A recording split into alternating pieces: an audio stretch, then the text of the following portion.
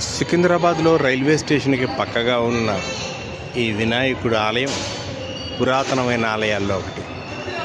నేను విన్నది ఏమిటి అంటే, ఈ రైలు మార్గాన్ని నిర్మాణం చేస్తూ ఉన్నప్పుడు ఈ దారిలో ఒక ఆంగ్లేయ అధికారికి ఇక్కడ విఘ్నేశ్వరుడి విగ్రహం దొరికిందిట.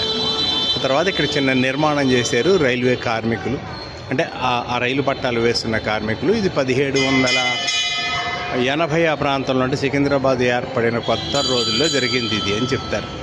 ఓ అద్భుతమైన ఆలయం ఇది, చాలా క్రమశిక్షణతో నిర్వహిస్తున్న ఆలయం.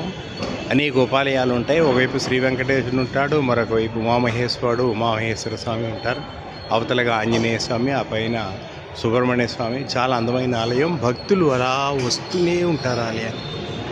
నాకు బాగా ఇష్టమైన ఆలయాల్లో గొప్ప ఆలయం ఇది సికింద్రాబాద్లోని సిద్ధి వినాయక ఆలయం. నేను తరచూ వస్తూనే ఉంటాను ఈ ఆలయానికి. ఈ ఆలయం చూసి వెళ్ళడం నాకు ఇష్టమైన పనుల్లో ఒకటి అన్నమాట.